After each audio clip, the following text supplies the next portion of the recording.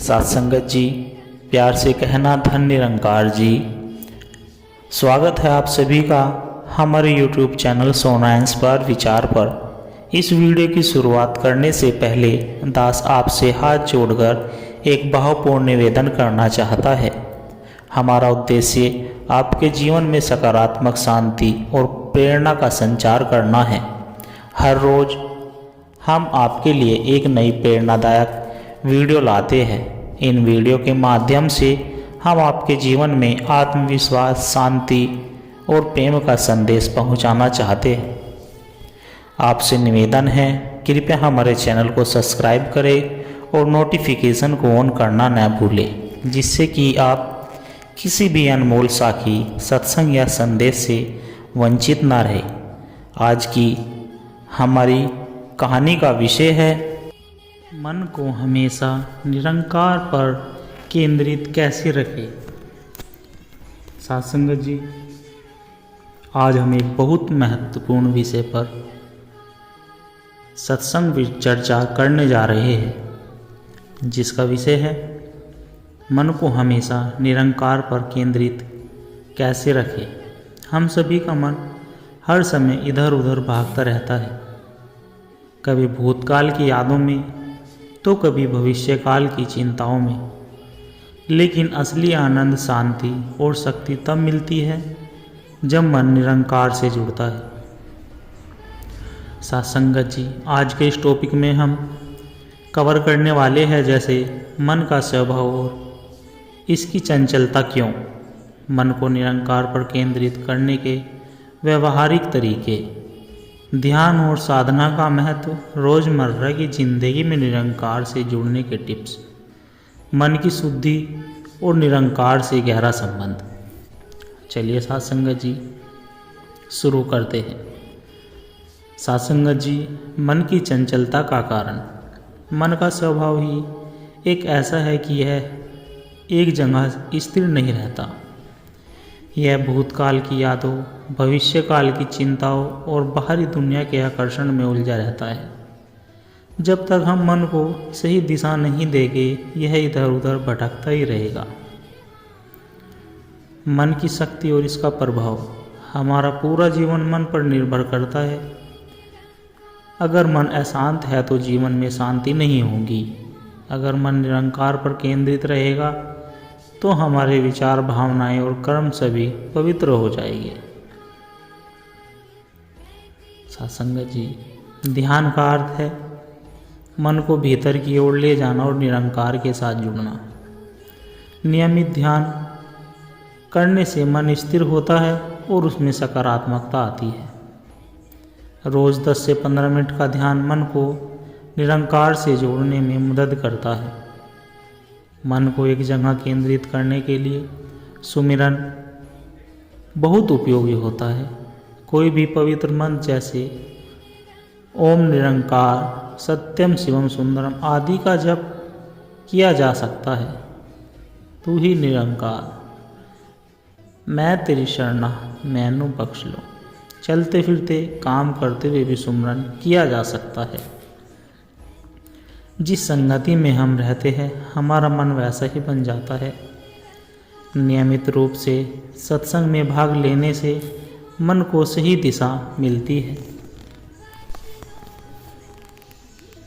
अच्छी किताबें पढ़ें, आध्यात्मिक लोगों के विचार सुने और अपने आसपास सकारात्मक माहौल बनाएं। निरंकार कोई बाहरी शक्ति नहीं, वह हमारे भीतर ही मौजूद है। हमें उसे महसूस करना है, उसके प्रति प्रेम विकसित करना है। जब हम निरंकार को अपना मानकर उससे प्रेम करते हैं तो मन खुद ब खुद उसकी ओर आकर्षित होता है। खाना बनाना, सफाई करना, नौकरी करना, हर कार्य को सेवा और भक्ति की भावना से करें। जब हम हर कार्य में निरंकार को समर्पित कर देते हैं तो हमारा मन उसी में लगा रहता है। हर चीज़ में भगवान का अंश है, निरंकार का अंश है। सूरज की रोशनी, हवा, पानी, पेड़ पौधे, यह सब निरंकार के रूप है। जब हम प्रकृति को ध्यान से देखते हैं तो हमें निरंकार की मौजूदगी महसूस होती है। जब हम कृतज्ञता व्यक्त करते हैं तो हमारा मन चिंता और नकारात्मकता से मुक्त हो जाता है। हर दिन यह सोचना कि हमें कितना कुछ मिला है हमें निरंकार से जोड़ता है। हम शरीर नहीं, हम आत्मा हैं और आत्मा का संबंध हमेशा निरंकार से रहता है। जब यह समझ आ जाती है तो मन बाहरी चीज़ों में उलझना छोड़ देता है और निरंकार की ओर बढ़ने लगता है। क्रोध, ईर्ष्या, लालच, अहंकार यह सब मन को अशांत बनाते हैं। हमें रोज़ खुद से पूछना चाहिए, क्या मैं सही सोच रहा हूँ? क्या मेरे विचार शुद्ध है? सत्संगत जी, निस्वार्थ सेवा करने से मन शांत होता है और निरंकार से जुड़ाव महसूस होता है। जब हम दूसरों की भलाई के लिए काम करते हैं तो हमें भीतर से संतोष और खुशी मिलती है। आध्यात्मिक का मतलब केवल पूजा पाठ नहीं बल्कि अपने अंदर जागरूकता लाना है। हर पल जागरूक रहना कि मैं कौन हूँ, मेरा उद्देश्य क्या है, यह मन को निरंकार की ओर मोड़ने में मदद करता है। मन चंचल है लेकिन सही अभ्यास से इसे निरंकार पर केंद्रित किया जा सकता है। ध्यान, सुमिरन, सेवा, सत्संग और भक्ति से मन को सही दिशा दी जा सकती है।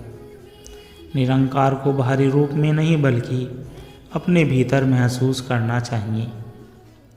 रोज़मर्रा की ज़िंदगी में इन तरीकों को अपनाएं और देखें कि आपका मन कैसे धीरे धीरे शांत और आनंदमय हो जाता है। इस ज्ञान को दूसरों के साथ भी बांटें ताकि सभी को इसका लाभ हो। संगत जी,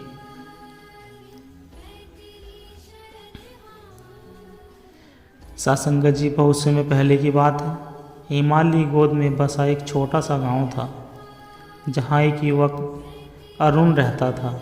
अरुण युवा, बलशाली और बुद्धिमान था, लेकिन उसका मन हमेशा भौतिक सुखों में उलझा रहता था।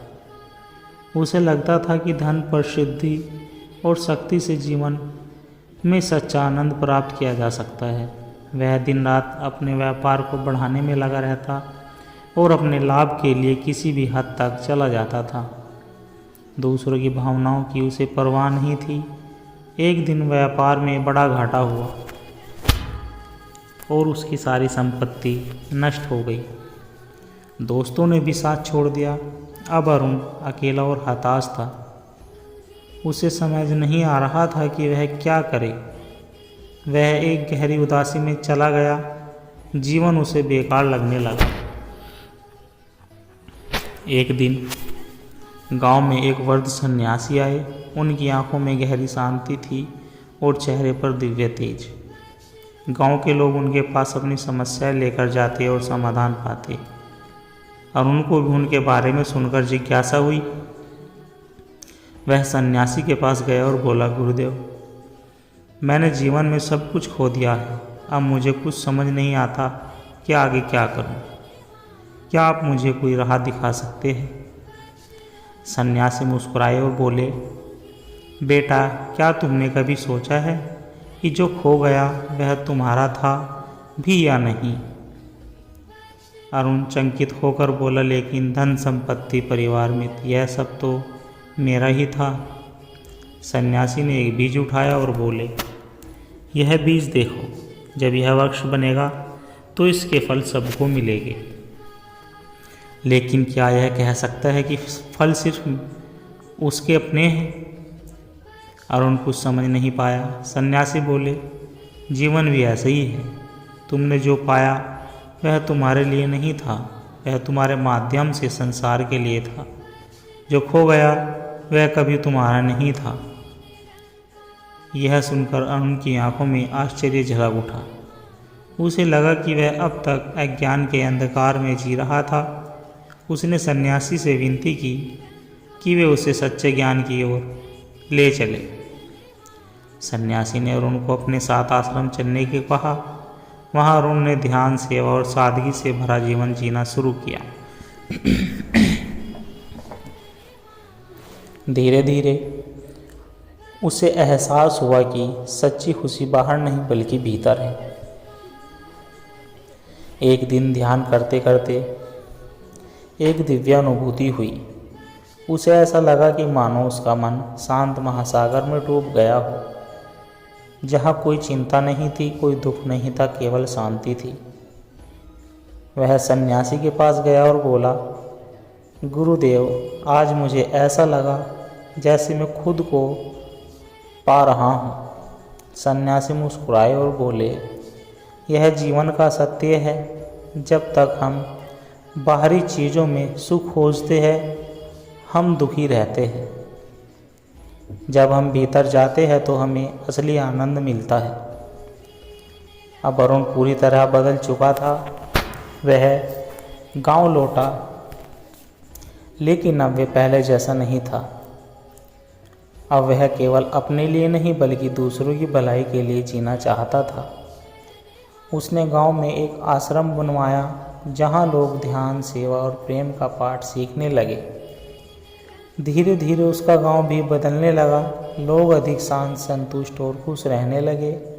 अरुण ने समझ लिया कि सच्चा सुख सिर्फ भौतिक वस्तुओं में नहीं बल्कि आत्मज्ञान में है। सत्संग जी यह कहानी हमें सिखाती है कि सच्चा आनंद बाहर नहीं, वह बाहर की चीज़ों में नहीं बल्कि भीतर की शांति और ज्ञान में है। अगर हम भौतिक सुखों के पीछे भागेंगे तो कभी संतुष्ट नहीं होंगे, लेकिन अगर हम आत्मा की शांति को खोजेंगे तो सच्ची खुशी और संतोष प्राप्त कर सकते हैं। सत्संग जी, बहुत समय पहले की बात है। एक नगर में आरव नाम का एक युवक रहता था। वह बहुत बुद्धिमान था, परंतु उसकी बुद्धिमत्ता केवल तर्क और भौतिक उपलब्धियां तक सीमित थी। उसने जीवन में बहुत कुछ पाया, धन, प्रतिष्ठा और सम्मान, लेकिन फिर भी उसके मन में एक खालीपन था जिसे वह समझ नहीं पा रहा था। एक दिन आरव ने अपने गुरु आचार्य वेदांत से पूछा, गुरुदेव, मैंने सब कुछ पा लिया है, फिर भी मैं भीतर से शांति महसूस नहीं करता, ऐसा क्यों?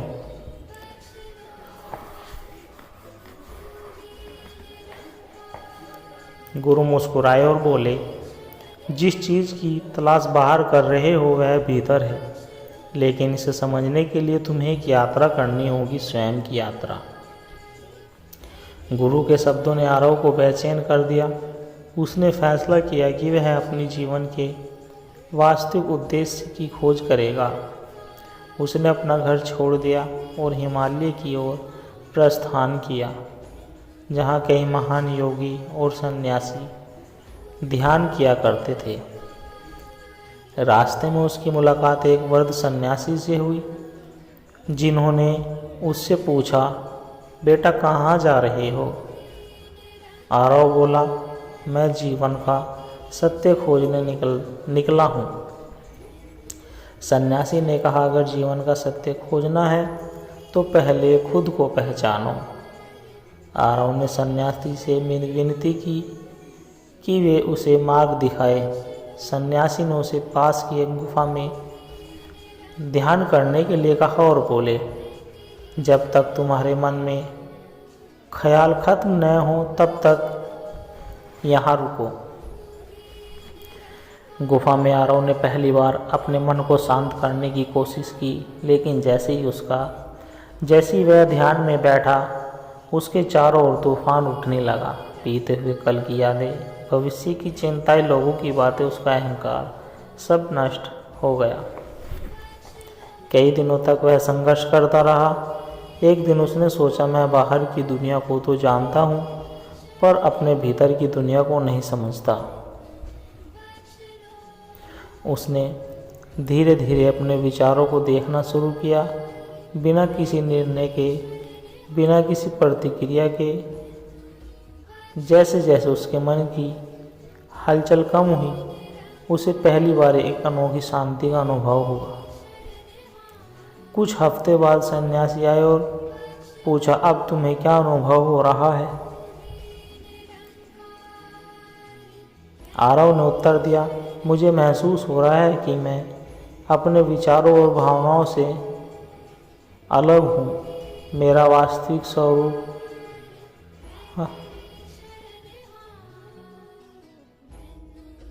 स्वरूप इससे कहीं अधिक गहरा और शांत है। सन्यासी मुस्कुराए और बोले, यही आत्मज्ञान की पहली सीढ़ी है, खुद को बाहरी पहचान से मुक्त करना। आरव ने अपनी यात्रा जारी रखी। उसने कई ऋषियों से मुलाकात की, कई ग्रंथों का अध्ययन किया और निरंतर ध्यान किया। धीरे धीरे उसे एहसास हुआ कि जीवन में सबसे बड़ा बंधन उसका अपना अहंकार है, मैं और मेरा की भावना। एक दिन ध्यान में उसे गहरा अनुभव हुआ। उसने देखा कि वह केवल शरीर और मन नहीं, वह एक अनंत चेतना का अंश है। उसे पहली बार यह एहसास हुआ कि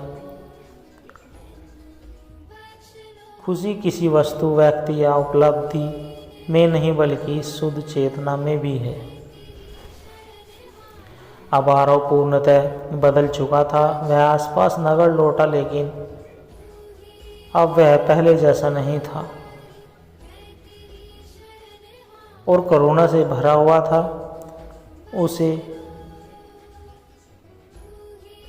उसे अपनी बुद्धि का उपयोग केवल अपने लोभ के लिए नहीं बल्कि समाज के कल्याण के लिए।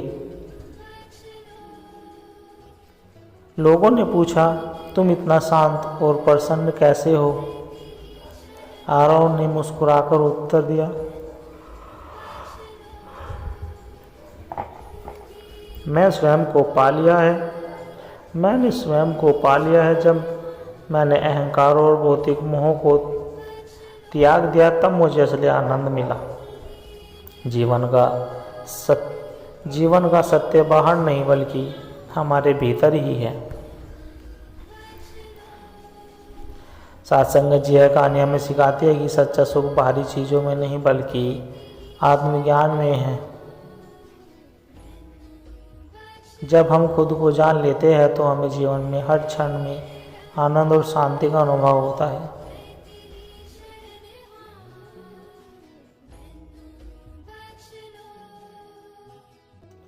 सत्संग जी हम इस संसार में क्यों आए हैं? मनुष्य जीवन केवल भौतिक वस्तुओं, भौतिक सुखों को पाने के लिए नहीं मिला है बल्कि आत्मा के विकास और परम सत्य की खोज के लिए मिला है।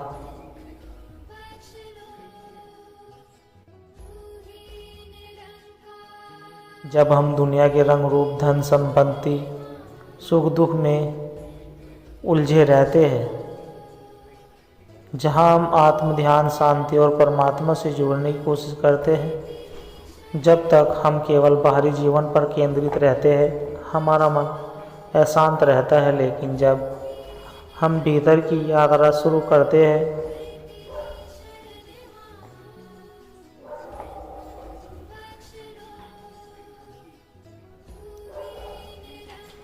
मन कभी स्थिर नहीं रहता।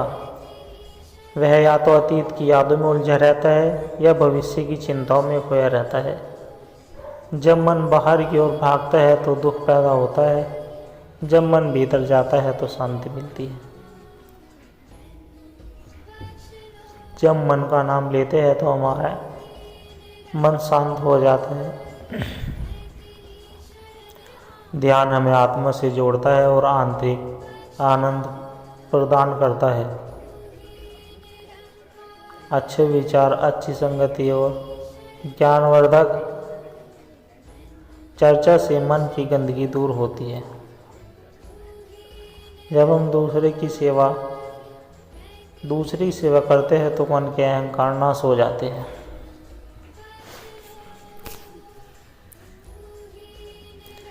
जिस संगति में हम रहते हैं वैसे ही हमारा जीवन बन जाता है। गलत संगति हमें गिरा देती है। सत्संग से हम सच्चे ज्ञान से जुड़ते हैं, जिससे हमारी सोच सकारात्मक होती है।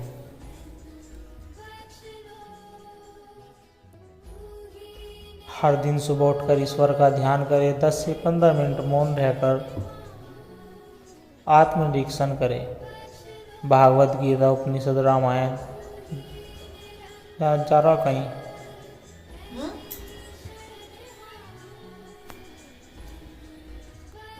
भागवत गीता, उपनिषद, रामायण, गुरु ग्रंथ साहिब जैसे ग्रंथों को पढ़े। महान संतों और महापुरुषों के विचारों को आत्मसात करें। ईर्ष्या, घृणा, क्रोध और द्वेष जैसे भावों से बचे। व्यर्थ की बातें और व्यासनों से दूर रहें। ज़रूरतमंदों की सहायता करें। दूसरों के दुख को कम करने का प्रयास करें। अपने कार्य को ईश्वर की भक्ति मानकर करें। परिवार, समाज और संसार में प्रेम और करुणा का भाव रखें।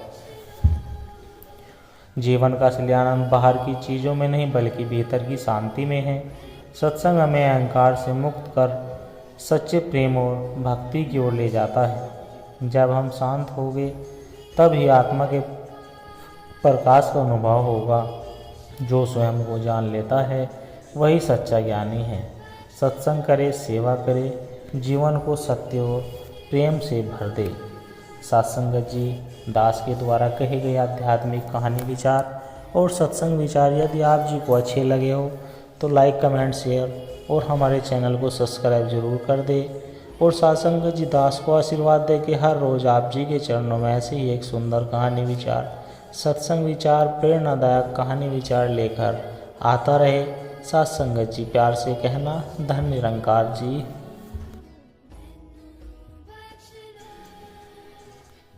भागवत गीता, उपनिषद, रामायण, गुरु ग्रंथ साहिब जैसे ग्रंथों को पढ़े। महान संतों और महापुरुषों के विचारों को आत्मसात करें।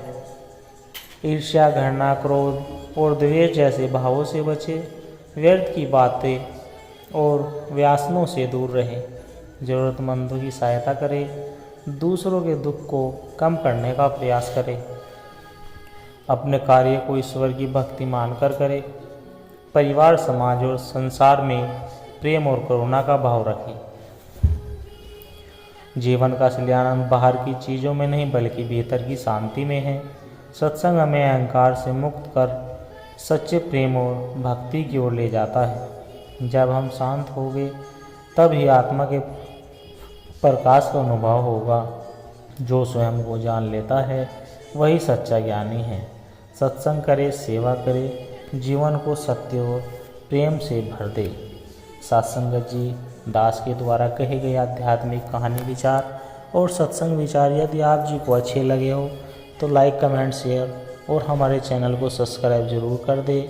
और सत्संगत जी दास को आशीर्वाद दे कि हर रोज़ आप जी के चरणों में ऐसे ही एक सुंदर कहानी, विचार, सत्संग विचार, प्रेरणादायक कहानी विचार लेकर आता रहे। सत्संगत जी प्यार से कहना, धन निरंकार जी।